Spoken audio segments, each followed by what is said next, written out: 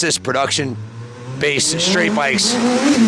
This thing is deadly fast. In fact, you got to hear from Billy Blythe himself, who was a 4-time Isle of Man survivor in a factory road racer. He won Daytona. Take it. We can't afford Jeff to get hurt. I want to get him off this bike as soon as possible. He's an animal. This is Jeff's bike. He built it for himself. He's built race engines his whole life. Why don't we have him ride it up the street? Oh yeah. The front end just wants to come up, man. Thing's scary fast. This driveway is nowhere to open up a 200 horsepower rocket ship. We gotta go out in the street. You want to bring it out to the street? Yeah, then I can just open her up a little. Be careful. You want a helmet? No, I don't. We don't need one in Connecticut. Just be I'm not gonna do nothing crazy. All right, be careful. We're a little scared.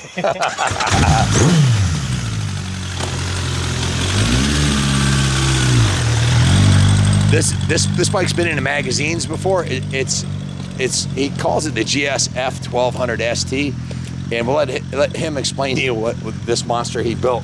And it's one thing to hear from the owner, but to hear from Billy Blythe that it's the fastest street bike he's ever ridden, a guy who was a factory road racer, is pretty shocking.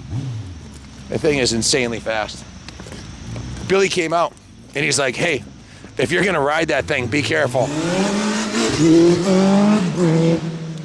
Yeah, there's no way I'd ever want Junior to ride this thing. I hope nobody pulls out on him. God.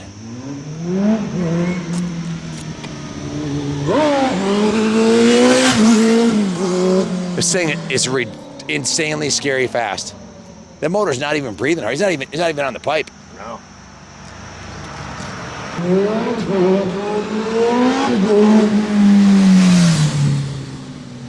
Man, you really need to bring a bike like this to a super track where you can stretch its legs.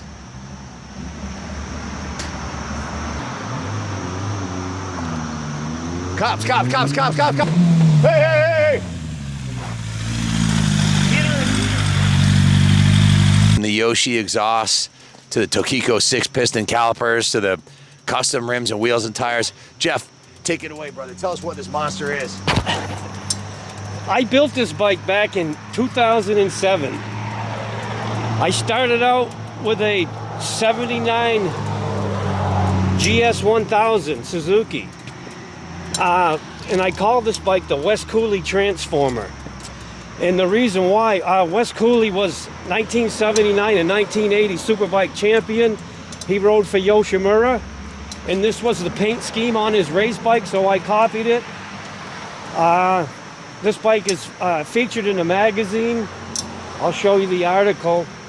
It's an 81 millimeter piston bore. It's a 1216 ported cylinder head, multi-angle valve job, 39 CR flat sides. It makes 160 horsepower. This thing's an animal. I built this in 07, and I probably put less than 200 miles on it since I built it. I never registered it, but it's fun to drive. The thing's an animal. It's got the, I used a Bandit I bought a Bandit 1200, and I used the wheels and the swing arm and the forks and the gauges to make this bike more of a modern motorcycle. So it still has the old school look, but it's got all the goodies on it. So correct me if I'm mistaken, but that's a GS1000 cases and cylinders? Well, it's an 1127 GSXR 1990. Oh, 1990 GSXR. Yeah. What frame is it? A Suzuki. What year? 1990. 1990 GSXR frame? No, it's a GS1000 from 1979. That's a 79 GS1000 frame? Yes. How did you make it a monoshock? I fabricated it all in there. Yeah, this was a twin shock bike. I welded it all in there. Did you hear that, guys? 79 GS1000 frame that he hand fabricated, welded, and grafted on a single shock. From which bike did that come off of, Jeff? The single shock came off the Bandit that I bought. So it's a Bandit. So the motor sits back in its original bottom bolt hole, but when the motor was in here, I couldn't get the pipes on because the frame rail was way out here. I had to move the frame rail back here. So I did a lot of modification to make this thing work, but It handles super. How many hours labor do you figure you put into it? It took me one winter to build it. So I was in my shop, not much to do, cranking the music, just building the bike. It was a good time. So hundreds of hours labor. Yeah. Yeah, how many hours are in 3 months?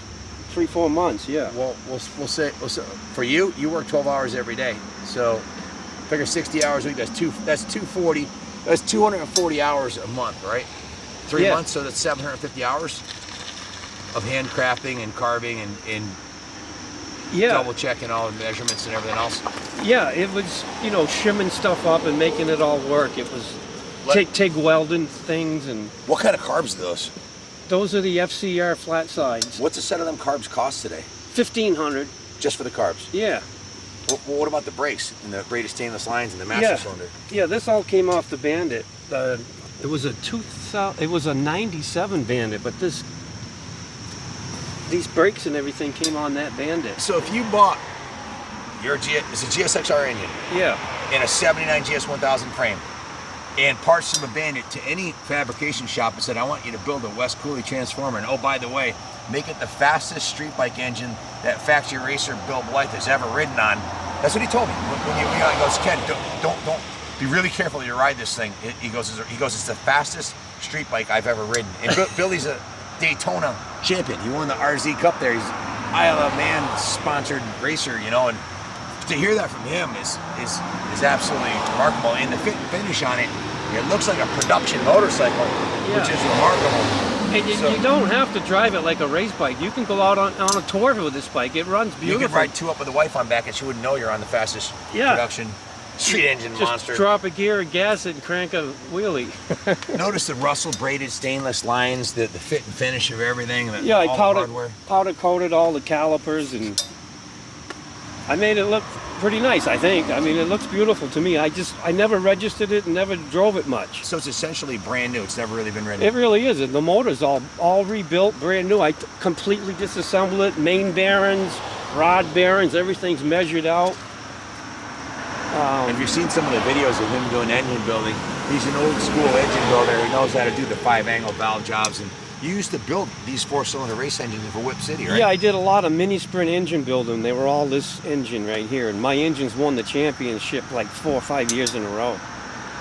You know, the funny thing about it is the engine, when you were riding it up and down the driveway and everything, which was kind of scary, but there's this gravel up there and bikes everywhere, but the rear wheel was chattering. And going up down the street, the engine didn't even sound like it was working hard. I mean, were you into the meat of the power band yet? You know, how many RPM were you turning going down the road? Yeah, this thing redlines, I believe, it redlines at 10. I was probably up 7 and 8 area. So you weren't even at the peak power band. It didn't. What I'm saying is, it didn't sound like it was working hard. No, it wasn't breathing hard.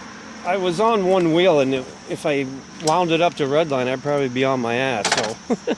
I want you to ride it. I'm 6'2", 220. You don't have to ask me twice, but I am going to listen to what Bill Blythe said, and I'm just gonna put up and down the road on it. Well, when you get going along in first gear, you can just roll it on. It'll just come. First thing I noticed when I sat up to start it revs extremely fast. You can tell that's no production engine. And that's the slides and the carburetor's rattling. What compression pistons? What kind of pistons? Wiseco pistons, 13-to-1 compression. 13-to-1. How many valves? 16. 16 valve, 4 valve per cylinder. Yeah. What kind of cam? The stock cams are in there. I had a set of Yosh cams and a full race system on it. That's when it made 160. But I had the stock pipe chromed out, and I put some milder cams in it to make it more streetable bike. You know. That's probably why it pulls so hard at low RPM, right?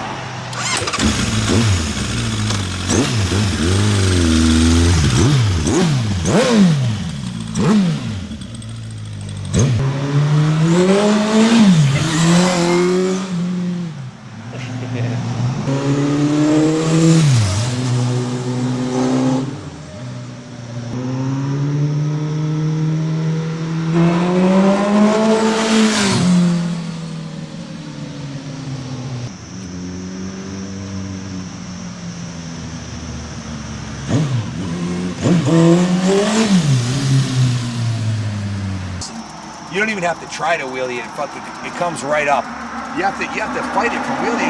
It's not even breathing hard. I was at 4,000 RPM. The front end's coming up. I can wheelie street bikes pretty easy and quite a ways, but this thing, I can't wheelie it that good because the power is like a light switch. It's just it's like a CR500. It just comes on so quick. Yeah, well, I can see how a novice could easily flip this thing over. It's absolutely ridiculous. The other thing I wanted to note when I was riding it, the seat's super comfortable. I'm 6'2", 225. I'm a fairly big dude compared to most bike riders, I guess. And I was riding. I was thinking, this is the kind of bike you can get on a ride to the beach. It's like a mountain of torque, a wave of horsepower, but it's not like a Katana or one of the bikes where you know clip-ons where it's a comfortable seat to bar to peg relationship. You know, the pegs aren't so far back that you're not comfortable. And to be clear, the Bandit motor is a GSXR motor, right? The Bandit. It's a milder tuned. It's very similar. Yeah, this is an actual GSXR motor. It's not a Bandit motor. Oh, it's a GSXR motor. Yeah, this is I have the Bandit motor up in the garage here, but Bandit motors are black. I painted this black because I thought it would look better in the blue and white frame. Because the GSXR motors are gray, but I painted this one. But the Bandit suspension that's designed. Oh, the brakes are phenomenal too, aren't they? Ridiculous. The Bandit was considered like the ultimate sport touring. You can ride it all day kind of bike, and that's probably why I felt very comfortable. If you're gonna ride on the street, you don't want super stiff suspension and uncomfortable riding position. This thing's really comfy. Is what I'm saying. I got dog bones on the suspension too. I've got it raised up about an inch, so the seat height's an inch higher than normal. That's why it fits you good. The freaking handle's nice, man. Yeah. But, yeah, it's I don't ever recall riding a faster street bike than this. It's the thing's a monster. I got the kickstand tucked way up under there, nice. Yeah. So it doesn't drag. Right. I wish Billy was down here because I wanted you to hear it directly from him saying it's the fastest bike you'd ever ridden. Street bike. These are, I want to mention about these mirrors. These are Rizoma mirrors made in Italy from a company called Rizoma. These were $350, but they're pretty classic mirrors for this bike. No China junk on this one. No, that's why I bought them for this baby. So this bike was originally going to be handed down in your estate to your son, am I correct? Yeah, I was going to give it to my son Jeffrey, and he's in need desperately of a new truck. And I said, hey Jeff, look, we can sell the bike that I promised you, and I'll give you all the proceeds. And I kind of feel safer doing it this way, you know, giving him the money and he's in a truck rather than on this thing, because I don't trust him on it. I would not, honestly, I don't know if I'd want my son on this thing. The thing's a monster. An experienced street rider like myself or Jeff or Billy Blythe, but who rides a super bike every day to work, yes, but not a kid. Well, he's 45 years old, but he's kid at heart still. Yeah. Yeah, my son's 24, so the thought of him on this, no. I don't know, thing's insane. So roughly 750 hours of handcrafting and labor, and the paint. The carbs alone were $1,500 to duplicate this bike today. Yeah, this paint job was $1,800, and I had it all figured out. I think it cost me about $13,000 to build this bike. Plus 3 months of your time. Plus all my time, yeah. So if you bought it to any shop, and let's say it's, even if you cut the estimate from 750 hours in half to 375, which I doubt anybody could duplicate this in that time, but if they could, at the normal shop rate of $100 an hour plus, you've got $37,500 worth of labor alone into this bike. So, what kind of truck is your son looking for? I already fronted him the money, so I'm hoping to sell this and recoup my money back. Okay. He's buying a 2021 Silverado for 47 grand. Oh man. So, what? But I fronted him 20 grand on the truck. Engine parts, $18,000. 13. Parts, 13,000. Between buying the Bandit and buying all the motor parts and everything I built, the paint carbs, job, the carburetor, yeah. So he has $13,000 invested in the purchase of the motorcycle and the parts and the paint job. Again, $1,800 on the custom paint job, $1,500 on the carbs, and 3 months of his time. So he asked us to sell this bike for him. Jeff's the MANIC mechanic. He's like family. You guys all know that. He's heading south for the winter. So we're gonna put it up for auction on eBay with a reserve of $18,000, which is a fraction, a minuscule fraction of what it would take to duplicate this one-off true superbike? Because it really is the epitome of a superbike. Oh yeah, Wes Cooley would have been proud to ride this bike rather than the old '79 GS1000. This would be a far superior my motorcycle God, in yeah. every way. I would love to see Wes Cooley see this video, and maybe he would like to buy it. That'd be awesome. Yeah, it's a beautiful piece, Jeff. I love the color combo. I absolutely love the Wes Cooley replicas. My brother had one when I was like 16. He was 18, and he bought one. It's a miracle he didn't kill himself on it. But I think he's still alive. What'd that Yoshi exhaust run you? Well, this is a stock Bandit head pipe, but I paid $1,000 to have it chromed. Holy shit! And this was, $400 for the muffler. So yeah, $1,400 into the exhaust, $1,500 in the carbs. That's $29. $1,800 in the paint. So $39. There's $4,700 just there. Piston kit and. So him asking $18,000 for it, $18,000 is less than half of what any shop, any reputable shop would charge you for the labor to build this. It's basically a gift, and he's given the money. Well, he already fronted his kid the money, but this is to recoup the money he gave to his son, because he was going to give it to his son. So it's a pretty cool story. The bike's been in the magazines. It's the real deal. The MANIC mechanic built this for himself. How long ago? 07. 07, so 17. Was that like 15 years ago? Yeah. In any event, it's a one-of-a-kind bike. We will not ever see another one like this. I doubt he's got an extra 3 months on his hands to build something like this. This is one of one. So the reserve will be set at $18,000. The bidding will begin Saturday or Sunday when we launch the eBay ad. Do you have a build sheet written up for it yet? No, but I have the magazine article that is going to be listed with the bike so people can read it. Okay, so the magazine article, does that list all the specifications of what was done? Yeah. Okay, cool. So we'll have the magazine article. If you have any questions about it, you can call the shop, 860-454-7024. If you want to come look at it or have a mechanic look at it, please do. We actually can finance this for you too, believe it or not, in-house here. You'll be the only one with a Wes Cooley transformer built by the MANIC mechanic in the country. You'll be the only one. There'll never be another one. And this is what I call a labor of love. I mean, he built it for himself. 3 months in the shop in the wintertime when his business was slow, when he had his own shop. So I guess let's just say bid high and bid off. And brothers, you're not going to find a nicer one. This one's it's a freaky fast, comfortable, remarkable machine with the incredible, impeccable fit and finish, in investment quality, world-class superbike. Good luck bidding on it, and God bless America.